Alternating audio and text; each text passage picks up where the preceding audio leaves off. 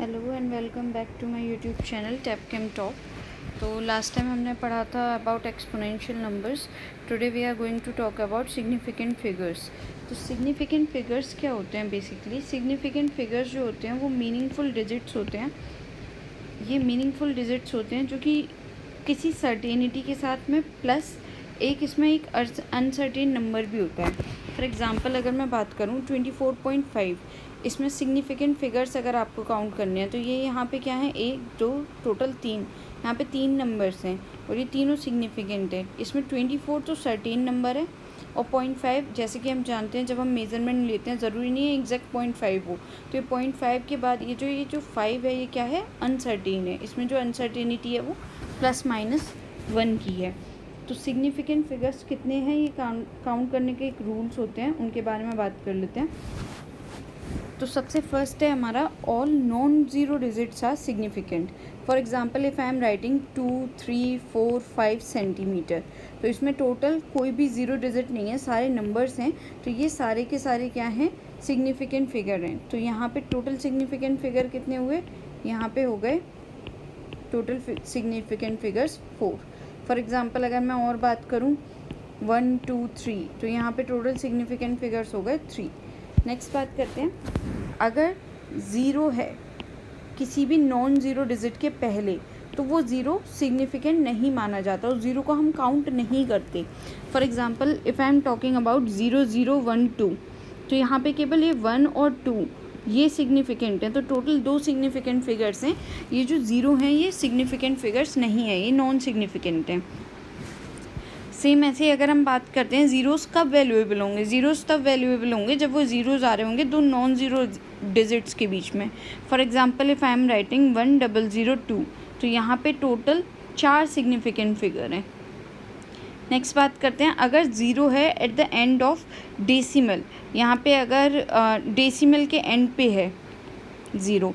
For example अगर मैं बोलूँ 100, तो इसमें केवल 1 सिग्निफिकेंट है, इन ज़ीरोज़ की कोई वैल्यू नहीं है। लेकिन अगर मैं यहीं बोल दूँ 100.0, तो अब अगर डेसिमल के बाद ज़ीरो आता है तो ये उसकी सर्टेनिटी एक तरीके से बता रहा है कि ये 3 फिगर तक ये सर्टेन है और ये जो है ये अनसर्टेन है, राइट।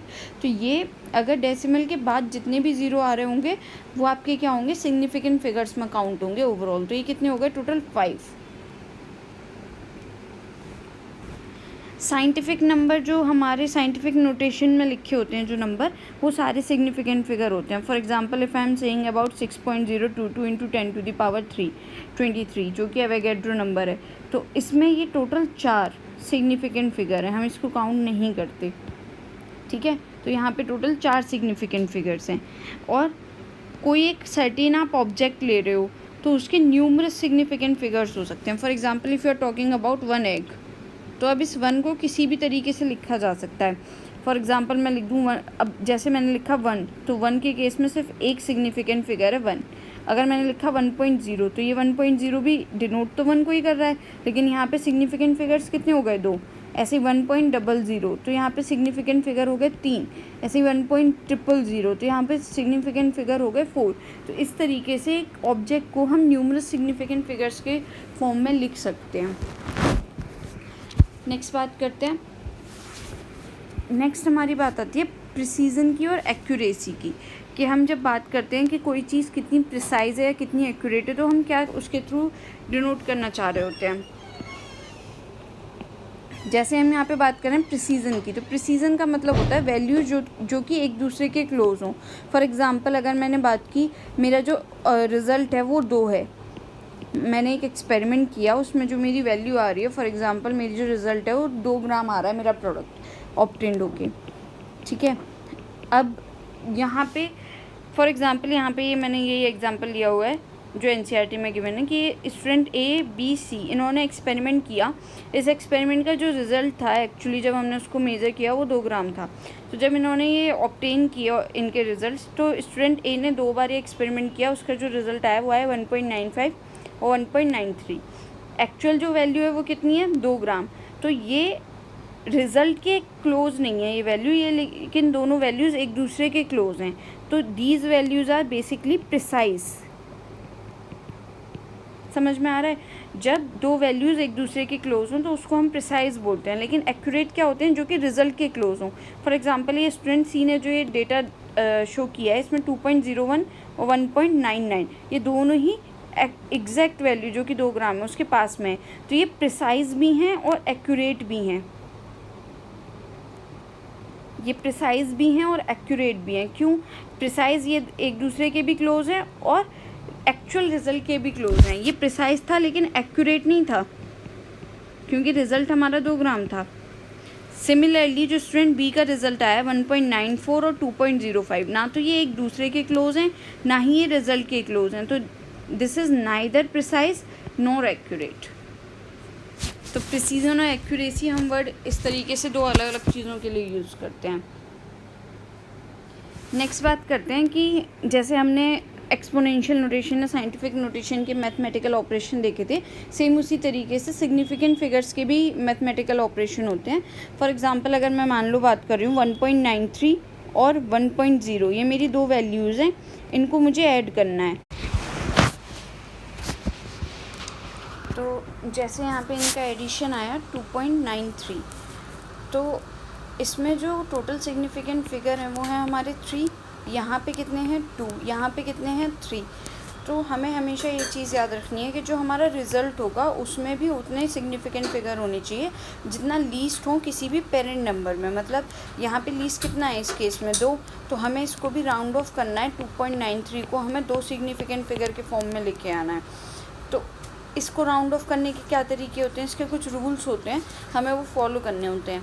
तो वो रूल्स क्या हैं कि अगर जो हमें डिजिट रिमूव करनी है वो हमारी मोर देन 5 है।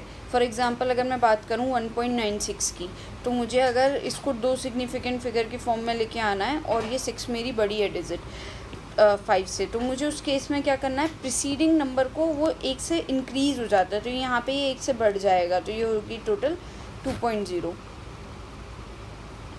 नेक्स्ट बात करें, अगर हमारी जो डिजिट हमें रिमूव करनी है वो लेस देन 5 है, तो प्रीसीडिंग नंबर हमारा उस केस में चेंज नहीं होगा। जैसे जो हमारा पिछला एग्जांपल था 2.93, इसके केस में अगर मुझे इस 3 को हटाना है और ये 2.9, ये हमारा कैसा हो गया, 2 सिग्निफिकेंट फिगर की फॉर्म में हो गया। तो ये हमारा प्रीसीडिंग नंबर जो होगा इसके एक पहले वाला वो हमारा चेंज नहीं होगा। अगर हमें डिजिट जो रिमूव करनी है वो 5 ही रिमूव करनी है, उस केस में क्या होगा, उस केस में अगर हमारा इवन नंबर है तो वो चेंज नहीं होगा, लेकिन अगर ऑड नंबर है तो ऑड नंबर 1 से बढ़ जाएगा। फॉर एग्जांपल अगर मैं यहाँ पे लिखूँ 1.25 और 1.35, अब मुझे अगर इन दोनों को अप टू 2 सिग्निफिकेंट फिगर लेकर के आना है, तो 1.25 के केस में ये हो जाएगा आपका, ये रहेगा 1.2 और ये हो जाएगा यहाँ पे 1.4। ठीक है, ये बेसिक रूल्स फॉलो करने होते हैं जब हम राउंड ऑफ कर रहे होते हैं नंबर को, सिग्निफिकेंट फिगर्स को। तो बात करते हैं अबाउट डायमेंशनल एनालिसिस की। ये क्या है, ये एक इसको हम फैक्टर लेवल मेथड या यूनिट फैक्टर मेथड भी बोलते हैं। यूनिट वर्ड का मतलब होता है 1। इसको यहाँ एक एग्जांपल से समझ लेते हैं। इसमें क्या हो रहा है कि फॉर एग्जांपल अगर मुझे मान लो मुझे यूनिट चेंज करनी है, डायमेंशन चेंज करनी है, मुझे पता करना है 1 आवर में कितने सेकेंड्स होते हैं। ठीक है, तो अब मुझे पता है 1 आवर में 60 मिनट्स होते हैं। क्लियर है इतना? अब फॉर एग्ज़ाम्पल हमें क्या करना है, सिंपली बस इसको जितना ये है 1 आवर में कितने मिनट्स होते हैं 60 मिनट्स, इसको इससे डिवाइड कर दो और इसको कर दो 1 आवर से डिवाइड, तो ये दोनों 1 के बराबर हो गए, एक यूनिट फैक्टर बन गए। इन्हीं को हम बोलते हैं यूनिट फैक्टर्स। ये हमारे यूनिट फैक्टर्स कहलाते हैं। तो बेसिकली क्या है, अगर आप इनकी यूनिट्स अगर सेम करोगे तो ये क्या हो जाएंगे, 1 आवर में 60 मिनट्स होते हैं, 60 minutes by 60 minutes which is equals to 1, या 1 hour by 1 hour which is also equals to 1। तो सिमिलरली हमें क्या करना है, अब हमें क्या पता चल गया, 1 आवर बाय 60 मिनट एक यूनिट फैक्टर हो गया है, 60 मिनट्स बाय 1 आवर एक यूनिट फैक्टर हो गया। हमें आंसर किस में चाहिए, हमें चाहिए सेकंड में। तो हमें 1 मिनट में कितने सेकंड्स होते हैं, दैट इज़ 60 सेकंड्स। तो सिमिलर वर्क करना है, इसको 60 सेकंड से डिवाइड कर दो और इसको कर दो 1 मिनट से डिवाइड, ये भी हमारे यूनिट फैक्टर बन गए। बस अब जब हमें कोई किसी भी यूनिट में कन्वर्जन करना होता है हम उसी का मल्टीप्लाई कर देते हैं। फॉर एग्जांपल यहाँ मुझे 1 आवर को कन्वर्ट करना है सेकंड्स में, तो पहले मैं 1 आवर को 60 मिनट से मिनट्स में कन्वर्ट करूँगी। तो इसके लिए मैं यहाँ पे ले लूँगी 1 आवर इंटू यहाँ पे अब मुझे इसकी यूनिट चेंज करनी है मिनट्स में, तो मैं ऊपर रखूँगी मिनट्स की यूनिट और नीचे रख दूँगी आर की यूनिट। तो ये आर से आर कट गया, यहाँ पे क्या बचा 60 मिनट्स। सिमिलरली अब मुझे यूनिट किस में चाहिए, सेकंड में, तो मुझे यहाँ पे मिनट की यूनिट कट करनी है, तो मुझे मिनट नीचे चाहिए। तो यहाँ पे मैंने किया 60 सेकेंड्स बाय 1 मिनट, तो ये मिनट से मिनट कट गया, 60 × 60 हो गए 3600 सेकेंड्स। तो मुझे पता चल गया 1 आवर में 3600 सेकेंड्स होते हैं। तो इस तरीके से आप डायमेंशनल एनालिसिस का यूज़ करते हो। नेक्स्ट बात करते हैं, so this is important topic, laws of chemical combination. Chemical combination के क्या लॉज हैं? तो बेसिकली क्या है कि जब हमारे एटम वगैरह डिस्कवर होना स्टार्ट हुए, तो ये एटम किस तरीके से आपस में कंबाइन कर रहे हैं, किस तरीके से मॉलिक्यूल फॉर्मेशन हो रही है या किस तरीके से कंपाउंड फॉर्मेशन हो रही है, ये सारी जो चीज़ें थी इसको डिटरमाइन किया गया कुछ केमिकल कॉम्बिनेशन के लॉज के बेसिस पे। तो वो क्या हैं हम उनके बारे में जान लेते हैं। तो टोटल हमारे पास 5 लॉ हैं, उनमें सबसे फर्स्ट जो है that is law of conservation of mass. Conservation मतलब हो गया किसी चीज़ को कंजर्व करके रखना, प्रिजर्व करके रखना, मतलब कि एक तरीके से रिजर्व्ड रखना, जो चेंज ना हो। तो ये जो लॉ दिया था, ये दिया था लेवॉइजर ने 1789 में। सिंपल सी चीज़ है ये, जैसे law of conservation of energy है उसी के जैसा है law of conservation of mass. Law of conservation of मास ये कहता है मास can neither be created nor be destroyed in a chemical reaction. अगर आप एक केमिकल रिएक्शन की बात कर रहे हो तो उसमें फॉर एग्जांपल x + y मिल करके a + b प्रोडक्ट दे रहे हैं, तो जो x और y का मास होगा उन्हीं के बराबर a और b का मास होगा। फॉर एग्जांपल अगर मैं मान लेती हूँ ये 10 ग्राम लिया मैंने, ये 10 ग्राम लिया, तो इन दोनों का टोटल आया 20 ग्राम्स, तो इसका भी जो टोटल होगा वो कितना होगा 20 ग्राम्स ही होगा। फॉर एग्जांपल अगर ये 5 और 15 भी हैं तो इन दोनों का जो टोटल आएगा वो आएगा 20 ग्राम्स। दैट मीन्स जो मास होगा जो हमने रिएक्टेंट में दिया है और जो हमें प्रोडक्ट में मिल रहा है वो एक दूसरे के बराबर होगा। ठीक है, इसके हम कुछ क्वेश्चंस देख लेते हैं जो कि प्रीवियस ईयर जेई के भी हैं, थोड़े बहुत इधर उधर से भी हैं, जो नॉर्मल जेई में नहीं आए हैं लेकिन आ सकते हैं टाइप।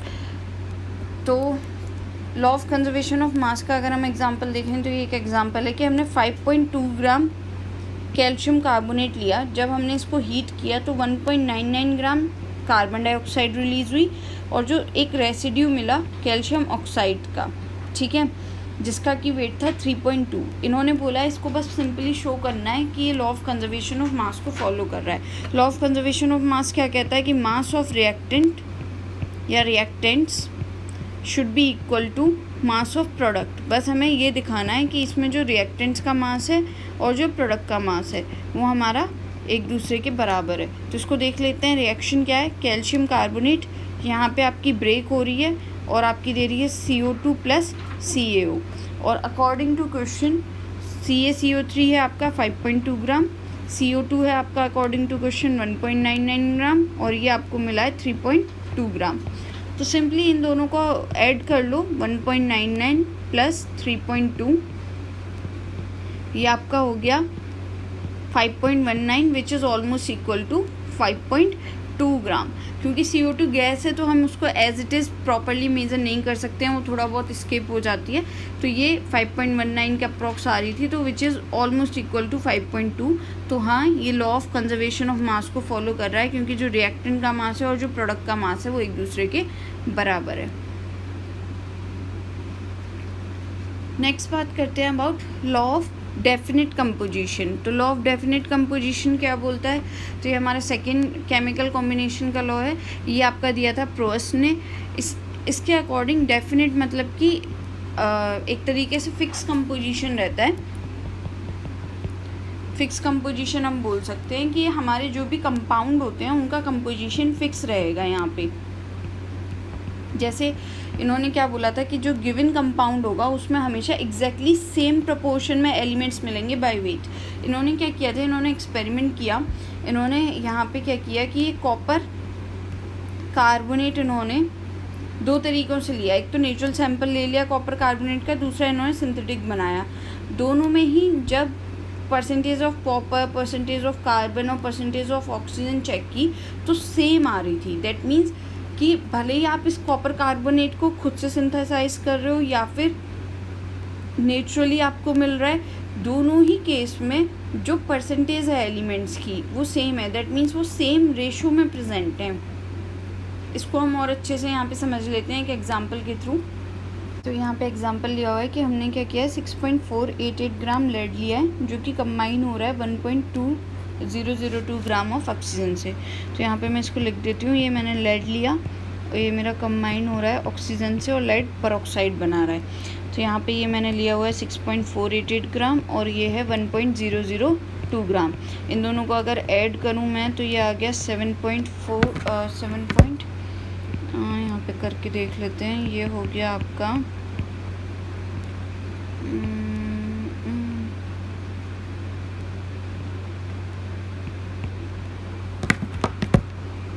तो ये आपका हो गया, अच्छा ये 002 है,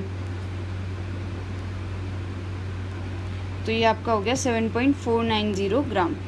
तो 7.490 ग्राम अगर मैं रिएक्टेंट ले रही हूँ तो जाहिर सी बात है 7.490 ग्राम ही मेरा प्रोडक्ट होगा according to law of conservation of mass जो अभी पढ़ा हमने। तो उतना ही मेरा प्रोडक्ट होगा उस केस में। सेकेंडली क्या किया इन्होंने, दूसरा एक और सोर्स लिया, लेड परऑक्साइड को इन्होंने प्रोड्यूस किया by heating lead nitrate. Lead nitrate को लिया, उसको हीट किया, उसके बाद भी इन्होंने क्या किया, लेड परऑक्साइड प्रोड्यूस किया। तो यहाँ पे इन्होंने देखा कि जो परसेंटेज है ऑक्सीजन की लेड परऑक्साइड में वो दी हुई है 13.38%। ऑक्सीजन की परसेंटेज है 13.38%। तो इसको कैलकुलेट कर लेते हैं। अगर ऊपर वाले में भी इतनी ही हुई तो दैट मीन्स ये दोनों लॉ ऑफ कांस्टेंट कंपोजिशन को फॉलो कर रहे हैं। तो अगर हमें परसेंटेज निकालनी होती है किसी कंपोनेंट की तो हम क्या करते हैं, फॉर एग्जांपल अगर परसेंटेज ऑक्सीजन की निकालनी है मुझे यहाँ पे, तो 1.002 ग्राम जो हमने लिया था ऑक्सीजन डिवाइडेड बाय टोटल कितना है इंटू 100%। का मतलब होता है पर 100। तो अगर आप इसको निकालोगे तो ये 13.38% आएगा। तो दैट मीन्स इसमें भी ऑक्सीजन की परसेंटेज 13.38% है, इसमें भी है। तो ये लॉ ऑफ कांस्टेंट प्रपोर्शन को फॉलो कर रहे हैं। इसका और एक सिंपल एग्जांपल मैं यहाँ पे आपको समझा देती हूँ कि ये बेसिकली क्या कहना चाह रहे हैं लॉ ऑफ डेफिनेट कंपोजिशन के थ्रू, कि अगर आप फॉर एग्जांपल H2O की बात कर रहे हो तो H2O को भले ही आप कहीं से भी लो, फॉर एग्जांपल आप ले रहे हो आपका म्यूनसिपल वाटर जो आता है या फिर आप RO वाटर ले रहे हो, कहीं से भी अगर आप ये वाटर ले रहे हो तो इसमें H2O जो है कोई भी आपका सोर्स हो उस पर डिपेंड नहीं करेगा, उससे उसकी कंपोजिशन चेंज नहीं होगी। H2O का जो परसेंटेज कंपोजिशन होगा वो सेम रहेगा। इसमें 2 हाइड्रोजन के एटम्स हैं और 1 ऑक्सीजन का एटम है, तब जाकर के H2O का एक मॉलिक्यूल बन रहा है। दैट मीन्स हाइड्रोजन की अगर मैं बात करूँ तो वो 2 ग्राम और ऑक्सीजन हमारा 16 ग्राम। इसका अगर मैं सिंपल रेशो निकालूँ 1:8, तो हाइड्रोजन और ऑक्सीजन हमेशा 1:8 के रेशो में प्रेजेंट होंगे जब भी वाटर बनेगा। तो उसके सोर्स से कंपोजिशन का कोई कनेक्शन नहीं होगा, भले ही आप उस कंपाउंड को किसी भी सोर्स से आइसोलेट करो, उसमें जो परसेंटेज कंपोजिशन होगी या जो कंपाउंड्स या एलिमेंट्स जो प्रेजेंट होंगे हमेशा फिक्स्ड रेशो में प्रेजेंट होंगे। नेक्स्ट बात करते हैं लॉ ऑफ मल्टीपल प्रोपोर्शन की।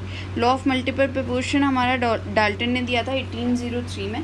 इन्होंने क्या बोला था कि अगर 2 एलिमेंट हैं वो कंबाइन करते हैं और एक से ज़्यादा कंपाउंड बनाएं, for example in case of hydrogen और ऑक्सीजन, जब हाइड्रोजन और ऑक्सीजन कंबाइन करते हैं तो एक तो वाटर बनता है, साथ में हाइड्रोजन परऑक्साइड भी बनता है। डिपेंड करता है आप किसकी कितनी कॉन्सेंट्रेशन ले रहे हो, क्या टेम्परेचर प्रेशर कंडीशंस रख रहे हो।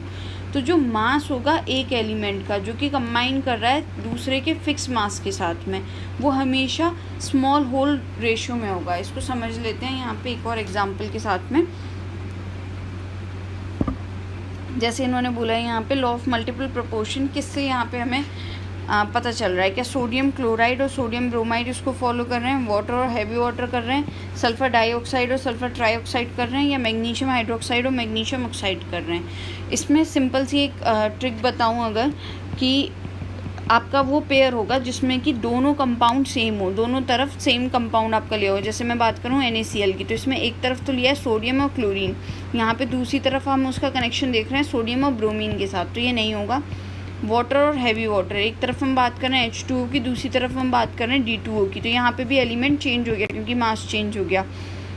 सेम ऐसी सल्फ़र डाइऑक्साइड और सल्फ़र ट्राईऑक्साइड, इन दोनों में ही सल्फ़र और ऑक्सीजन यूज़ किए गए हैं, कोई तीसरा एलिमेंट यहाँ पे प्रेजेंट नहीं है। तो ये शो करेगा आपका लॉ ऑफ मल्टीपल प्रोपोर्शन को। अभी हम उसको चेक करेंगे किस तरीके से। और यहाँ पे लिया हुआ है magnesium hydroxide and magnesium oxide.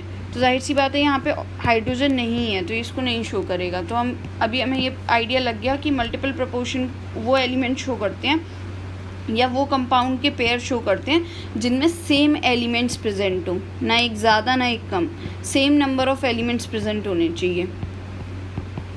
Number भी ना बोल करके मैं बोलूँगी same type of element present होने चाहिए, क्योंकि नंबर तो चेंज हो सकता है बट टाइप वही रहेगा।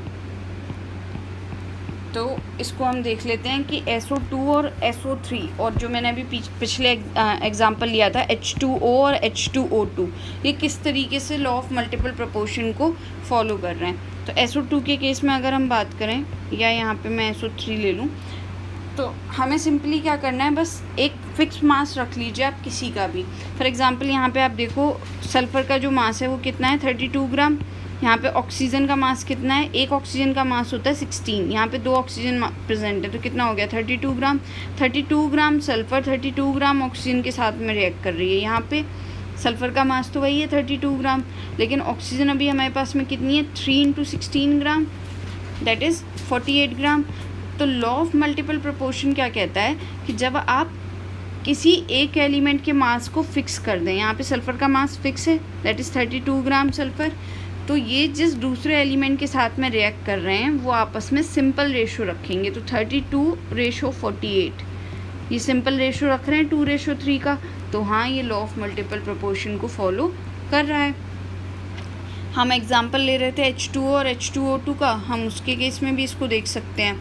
जैसे अगर मैंने लिया H2O और यहाँ पे मैंने ले लिया H2O2, तो यहाँ पे 2 ग्राम हाइड्रोजन रिएक्ट कर रही है 16 ग्राम ऑक्सीजन से। यहाँ पे 2 ग्राम हाइड्रोजन रिएक्ट कर रही है 32 ग्राम ऑक्सीजन से। तो इस केस में हाइड्रोजन का मास फिक्स है और ऑक्सीजन का जो मास वेरी कर रहा है वो सिंपली आपको दिख रहा है कि वो कैसा है, सिंपल होल रेशो के फॉर्म में वेरी कर रहा है, 1:2 के फॉर्म में। तो ये भी मल्टीपल प्रोपोर्शन को फॉलो कर रहे हैं। नेक्स्ट बात करते हैं fourth law, that is law of reciprocal proportion. Law of reciprocal proportion दिया था रिचर ने। ये NCERT में गिवन नहीं है, लेकिन ये इम्पॉर्टेंट है JEE के पर्पज़ से और नीट के पर्पज़ से। तो लॉ ऑफ रेसिप्रोकल प्रोपोर्शन क्या कहता है कि अगर आप 2 डिफरेंट एलिमेंट्स को ले रहे हो जो कि कंबाइन कर रहे हैं separately with a fix mass of third element, मतलब आपने एक A लिया और एक B लिया, ये C से रिएक्ट कर रहा है, ये भी C से रिएक्ट कर रहा है, और इन दोनों के केस में C यहाँ पे फिक्स मास के साथ में है, ठीक है। तो ये जो रेशो होगा मासेस का जिसमें ये कर रहे हैं रिएक्ट, ये सेम या सिंपल मल्टीपल रेशो होगा। मतलब A और B जब आपस में रिएक्ट करेंगे, अगर A C के साथ रिएक्ट कर रहा है और B भी C के साथ रिएक्ट कर रहा है और कंपाउंड बना रहा है, तो A और B भी आपस में रिएक्ट करेंगे, वो भी सिंपल रेशो के साथ में, ठीक है। इसका भी एक एग्जांपल देख लेते हैं यहाँ पे। Let's understand it with this example. यहाँ पे क्या दिया हुआ है, कॉपर सल्फाइड आपका कंटेन करता है 66.6% कॉपर। तो यहाँ पे मैं डेटा लिख लेती हूँ, कॉपर सल्फाइड में 66.6% कॉपर है। तो अगर मैं इसको 100 में से माइनस कर दूँ तो मुझे सल्फ़र पता चल जाएगा। तो सल्फ़र आ गया मेरा 33.4%, क्लियर है। सिमिलरली दूसरा मुझे डेटा दिया हुआ है कॉपर ऑक्साइड का, विच कंटेन्स 79.9% ऑफ कॉपर। तो अगर मैं इसमें से इसको माइनस करूँ 100 में से, तो मुझे ऑक्सीजन का डेटा पता चल जाएगा। ऑक्सीजन कितनी हो गई, 100 माइनस 79.9, तो ये कितना आ गया आपका 20.1%, ठीक है। अब लॉ ऑफ रेसिप्रोकल प्रोपोर्शन क्या बोलता है कि अगर आप मान लीजिए, जैसे मैंने ये बोला था A है, ये मेरा B है, जब A और B एक फिक्स्ड एलिमेंट के साथ में, उसके एक फिक्स मास के साथ में C के साथ में रिएक्ट करते हैं, तो जब A और B आपस में रिएक्ट करेंगे तो वो भी क्या करेंगे, एक सिंपल रेशो रखेंगे। जिस रेशो में ये दोनों कंबाइन कर रहे हैं उसी का एक सिंपल रेशो वो भी रखेंगे। तो इसको चेक कर लेते हैं। इसके लिए हम क्या करते हैं, हम C का रेशो फिक्स, C का मास फिक्स कर देते हैं। फॉर एग्जांपल मैं 1 ग्राम कॉपर की बात करूं तो यहाँ पे क्या था, इन केस ऑफ, यहाँ पे मैं CuS का बना देती हूँ, यहाँ मैं CuO को ले लेती हूँ। तो in case of CuS 66.6 gram, percentage को ग्राम में कन्वर्ट कर सकते हैं। ये आपका Cu रिएक्ट कर रहा था 33.4 ग्राम सल्फ़र से। 1 ग्राम कितने से करेगा, इससे निकाल सकते हैं हम इजीली। तो जब आप इसको कैलकुलेट करोगे तो 1 ग्राम यहाँ पे जो कॉपर रिएक्ट कर रहा होगा वो करेगा कॉपर सल्फाइड के केस में, इसको देखो तो ऑलमोस्ट 0.5 ग्राम आ जाएगा। और कॉपर ऑक्साइड के केस में कितना होगा, कॉपर ऑक्साइड के केस में भी सिमिलरली आप इसी तरीके से निकाल सकते हो कि 79.9 ग्राम कॉपर रिएक्ट कर रहा है आपका 20.1 ग्राम ऑक्सीजन से।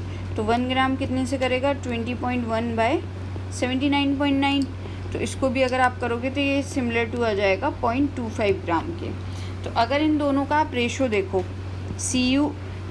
CuO कॉपर ऑक्साइड का और कॉपर सल्फाइड का अगर आप रेशो लो, तो इसमें जो सल्फ़र का और ऑक्सीजन का, क्योंकि इसका मास हमने फिक्स कर दिया, तो जो सल्फ़र और ऑक्सीजन का रेशो है वो क्या है, ऑक्सीजन हमारी आई 0.25 ग्राम और ये हमारा आया 0.5 ग्राम। ये हमारा ऑलमोस्ट 1:2 का रेशो है। अगर मैं बात करूं SO2 के केस में, तो मैं इसको ऊपर यहाँ पे लिख देती हूँ। SO2 के केस में जो रेशो आएगा वो कितना आएगा, सल्फ़र हमारी कितनी हो गई, हमें गिवन है सल्फ़र 40%, तो ऑक्सीजन 60% हो गई, तो मतलब 40 ग्राम और 60 ग्राम। तो 40 और 60 का रेशो कितना हो गया, 2:3 का। तो सल्फ़र और ऑक्सीजन का जो यहाँ रेशो आया है वो आया है 2:3 का, और यहाँ से जो हमें मिला था ऑक्सीजन और सल्फ़र का वो मिला था 1:2 का। या मैं अगर इसको लिख दूँ सल्फ़र रेशो ऑक्सीजन 1:2:1 का। तो अगर मैं इन दोनों का रेशो निकालूँ तो मेरा कितना आ जाएगा, ये हो गया 2:1:2:3। तो ये मेरा आ जाएगा 3:1 का रेशो। तो ये भी आपका क्या है, एक सिंपल रेशो है। तो ये आपका क्या कर रहा है, लॉ ऑफ रेसिप्रोकल प्रोपोर्शन को फॉलो कर रहा है। इन केस आपको कोई भी डाउट है आप कमेंट सेक्शन में पूछ सकते हो। तो नेक्स्ट बात करते हैं गे-लुसैक्स लॉ की, कि Gay-Lussac's law of gaseous volume क्या है। तो ये हमारा 5th लॉ है विच वॉज गिवन बाय गे-लुसैक इन 1808। 1808 में इन्होंने दिया था। इन्होंने क्या बोला था कि जब गैसेस कंबाइन करती हैं या प्रोड्यूस होती हैं किसी भी केमिकल रिएक्शन में, तो वो प्रोड्यूस होती हैं एक सिंपल रेशो में बाय वॉल्यूम। उनके अंदर एक उनके बीच में एक सिंपल रेशो रहता है। तो ये जो गे-लुसैक का लॉ था ये प्रॉपरली एक्सप्लेन हुआ था एवोगैड्रो के वर्क के बाद, जो कि हम इसमें अभी एक्सप्लेन करेंगे। इसको हम समझने की कोशिश करते हैं एक एग्जांपल के थ्रू। इसमें पूछा है सिंपल सा कि ऑक्सीजन का कितना वॉल्यूम रिक्वायर्ड होगा कंप्लीट कंबशन के लिए 40 ml ऑफ एसिटाइलिन का।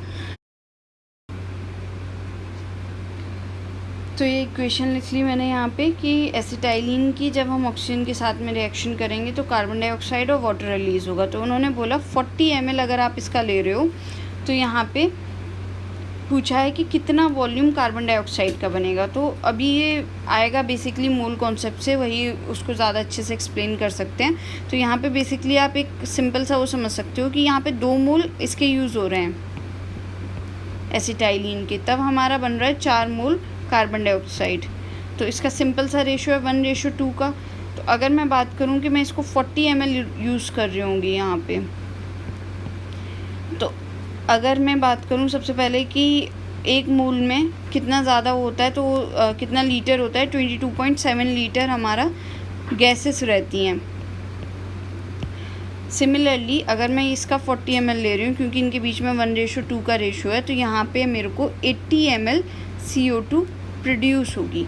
यही इन्होंने एक्सप्लेन करने की कोशिश की थी गे-लुसैक ने। इसको हम अभी यहाँ पे देखेंगे। और यहाँ पे ऑक्सीजन कितना हो जाएगा, ऑक्सीजन हो जाएगा, अगर इसका आप ट्वाइस ले रहे हो तो इसका हो जाएगा 5 टाइम्स। तो अगर इसका आप ले रहे हो 20, जैसा आप अभी इसका 40 ले रहे हो, इस केस में ये हो जाएगा 100 ml, और ये यहाँ पे हो जाएगा आपका 40 ml। तो अगर आप इसका रेशो देखो तो ये आपका सिंपल रेशो रहेगा 40 ml, 100 ml, 80 ml 40 ml। तो ये अगर आप इसका रेशो देखो तो ये बन गया 4 5 और 2 5 4 2 का।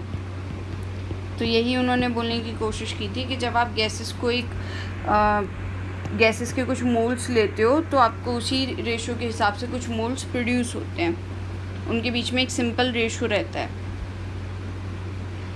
नेक्स्ट बात करते हैं अबाउट एवोगैड्रो लॉ। एवोगैड्रो नहीं दिया था, उनके नाम पे इस लॉ को दिया गया है। तो उन्होंने जो गे-लुसेक का जो लॉ था वो यहाँ पे इसको ज़्यादा अच्छे से समझा जा सकता है कि इक्वल वॉल्यूम अगर आप गैसेस का लेते हो सेम टेम्परेचर और प्रेशर पे, तो उसमें इक्वल नंबर ऑफ मॉलिक्यूल्स होंगे। फॉर एग्जांपल अगर आपने एक वॉल्यूम लिया है हाइड्रोजन का, तो ये H2 ये H2, टोटल कितना बन गया 2H2, और यहाँ पे आपने लिया हुआ है O2, तो ये यहाँ पे 2H2O। ये यहाँ पे जो मॉलिक्यूल हैं ये आपको दिख रहे हैं, ये आपने H2 लिया, ये H2 लिया, यहाँ पे ये H2O इस ऑक्सीजन के साथ में मिलके ये H2O बना रहा है। तो यहाँ पे 1 1 1, तो ये यहाँ पे टोटल हो गया 2:1:2 का यहाँ पे सिंपल रेशो रहेगा। वो आपको किस तरीके से उसको एक्सप्लेन करना है मॉलिक्यूल्स के टर्म में, कि यहाँ पे जो मॉलिक्यूल्स हैं ऑक्सीजन के और हाइड्रोजन के वो इस तरीके से कंबाइन कर रहे हैं। नेक्स्ट बात करते हैं अबाउट डाल्टन्स एटॉमिक थ्योरी। तो ये डाल्टन ने एटॉमिक थ्योरी दी थी कि मैटर हमारा कंसिस्ट करता है इंडिविजिबल एटम्स का, जो कि आगे फर्दर ब्रेक नहीं हो सकते। ये थ्योरी अभी वर्क नहीं करती क्योंकि एटम सब डिविजिबल है, जो कि इलेक्ट्रॉन, प्रोटॉन्स और न्यूट्रॉन्स के टर्म में डिविजिबल है। एटम के भी कुछ सब पार्टिकल्स हैं, वो आगे आप चैप्टर 2 में पढ़ोगे। जितने भी एटम्स हैं किसी भी गिवन एलिमेंट के, उनकी आइडेंटिकल प्रॉपर्टीज़ होती हैं इंक्लूडिंग आइडेंटिकल मास, और जो एटम्स होते हैं डिफरेंट एलिमेंट्स के उनके डिफरेंट मास होते हैं। ये कॉन्सेप्ट भी फेल हो गया है बिकॉज ऑफ आइसोटोप्स का मास सेम नहीं होता, तो आइडेंटिकल मास नहीं होता उस केस में। अब कंपाउंड्स जब फॉर्म होते हैं तो एटम्स जो होते हैं डिफरेंट एलिमेंट्स के वो कंबाइन करते हैं फिक्स रेशो में, ये बात सही है। इसी को ही आप बोलते हो लॉ ऑफ कांस्टेंट प्रपोजिशन भी, कि एक कंपाउंड जो होगा वो आपका फिक्स रेशो में रिएक्ट करेगा। केमिकल रिएक्शन में क्या होता है, रीऑर्गेनाइजेशन होता है एटम्स का। ये ना तो क्रिएट किए जा सकते हैं एटम्स, ना ही डिस्ट्रॉय किए जा सकते हैं। तो दिस इज़ ये आपका law of conservation of mass को फॉलो कर रहा है। तो ये दोनों पॉइंट पूछ लिए जाते हैं कि डाल्टन्स एटॉमिक थ्योरी का कौन सा पॉइंट ऐसा है जो कि लॉ ऑफ कांस्टेंट प्रोपोर्शन को फॉलो करता है, और डाल्टन्स एटॉमिक थ्योरी का कौन सा पॉइंट है जो कि law of conservation of mass को फॉलो करता है। तो ये आपको वहाँ पे उसको बताना है, क्योंकि यहाँ पे सिंपल सी बात है कि अगर आप एटम्स को ना तो क्रिएट कर रहे हो ना डिस्ट्रॉय कर रहे हो। फॉर एग्जांपल ये एक रिएक्शन चल रही है, यहाँ पे मैंने एटम्स फिक्स, अगर हम बोल रहे हैं ना तो ये एटम कंबाइन हो रहा ना डिस्ट्रॉय हो रहा, तो इस एटम का जो मास है वो भी कंबाइन और डिस्ट्रॉय नहीं हो रहा है एक केमिकल रिएक्शन में। दैट मीन्स मास हमारा कैसा हो गया, फिक्स हो गया। नेक्स्ट बात करते हैं about atomic mass. Atomic mass क्या होता है? अब एटम का मास कैलकुलेट करना इतना इजी नहीं है कि हम पर्टिकुलरली हर एक एटम के लिए जो कि इतना छोटा है उसके लिए हम क्या करें, जो हमें नेक्ड आई से विजिबल भी नहीं होता, उसके लिए हम हर एक का मास उस तरीके से कैलकुलेट नहीं कर सकते। अभी तो हमारे पास में बहुत से अच्छे इंस्ट्रूमेंट हैं, फॉर एग्जांपल मास स्पेक्ट्रोमेट्री, जिसके थ्रू हम एक्यूरेटली मास डिटरमाइन कर सकते हैं। पहले के टाइम पे जो किया जाता था, एक रेफरेंस ले लिया जाता था, उस रेफरेंस के बेसिस पे बाकियों का मास सेट किया जाता था। जैसे पहले इसकी डेफिनेशन देख लेते हैं। 1 एटॉमिक मास यूनिट क्या होती है? It is defined as mass exactly equal to 1/12 mass of 1 carbon atom. For example मान लो ये मेरे पास एक बैलेंस है, इस बैलेंस में मैंने एक तरफ रख दिया है 1 kg का वेट, और इससे अब मैंने यहाँ पे क्या किया, एक ब्रिक को वे किया। ये बैलेंस एकदम बराबर रहा, तो मुझे पता चल गया ये क्या है, ये ब्रिक 1 kg की है। तो मैंने क्या किया, इसके कंपैरिजन में इसका रिलेटिव मास निकाला। इसी तरीके से हम एक एटम के कंपैरिजन में दूसरे का रिलेटिव मास निकालते हैं। तो एटॉमिक मास यूनिट को हमने किस तरीके से डिफ़ाइन किया कि जो कार्बन 12 है उसका जो एक एटम है उसके मास के, कार्बन 12 के एक एटम का मास होता है 12, उसके 12 ग्राम, उसके मास का 1/12 हमने ले लिया। अगर मैं एटम की बात करूँ यहाँ पे, तो एटम का जो मास होता है वो होता है यूनिफाइड मास। हम इसको जो मेज़र करते हैं, ये तो मोल का हो गया, एटम का जो मास मेज़र करते हैं यूनिफाइड मास के टर्म में, तो उसका आपने 1/12 12वां हिस्सा लिया, तो ये क्या बन गया, 1 यूनिफाइड मास। इसी को आप क्या बोलते हो, एटमिक मास यूनिट। इसको अब जो पहले जो डिटरमाइन करते, पहले जो हम इसकी यूनिट लिखते थे AMU लिखते थे, अब जो लिखते हैं वो U लिखते हैं, यूनिफाइड मास।